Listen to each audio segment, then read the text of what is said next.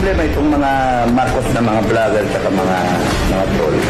Sige sila character assassination, sige sila bira ng bira. Ang suggestion sa akin ng mga commander, patayin na lang natin yung mga yan. Pagkagis na yung papamikip ang gulong, patayin na lang natin. Diyos ko naman, Dado. Yun talagang mga datingan mo. Yan na lang ang kaya mo. Sa tingin mo, pagmamalaki ka niya ng apo mo. Diba? Kinakasuklaman ka na nga ng mga anak at pamilya mo dahil sa pinagagagawa mo dun sa kaso mo. Pati ba naman Pilipinas, gusto mong masuklam sa'yo? Yan na lang talaga ang kaya nyo, tigiluglog. Huy Dado, pakaalalahanin mo, pinaaral ka ng bansa. Oo, maghunos dili ka naman. Nakakahiya eh. Yun na lang talaga ang pinaka-recourse nyo. Oo, magtigiluglog ng mga nilalang. Oo, sa tingin mo, oo. Bakit kaya hindi kayo manawagan na magpakatao si Sarah? Simple lang naman eh. Sagutin niya yung mga tinatanong sa kanya. Oo, nagtigil na nga kami eh. Nag-aantay dun sa binibigay ng COA 180 days.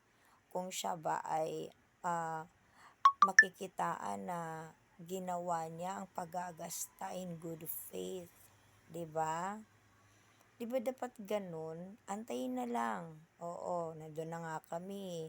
Pero harinawa naman, pag nakitaan na talagang ginastos sa kawalang hiyaan ng VP mo, o kapitapitagang VP mo, baka that's the time magkaisa na tayo, manawagan, na mahiya yung VP Sara ninyo.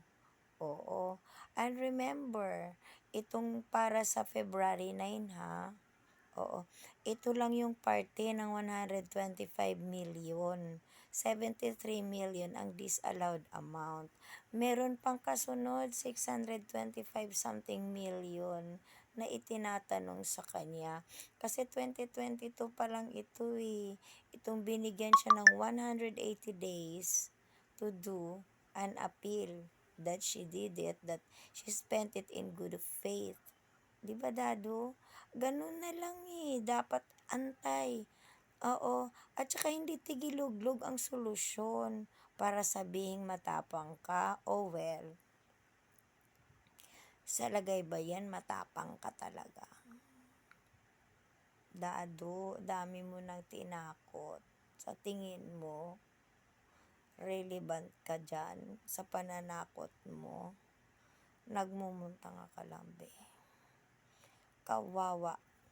Kawawa yung mga anak at apo mo.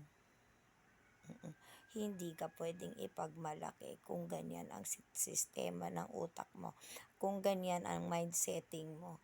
No wonder kaya ka Duterte supporter.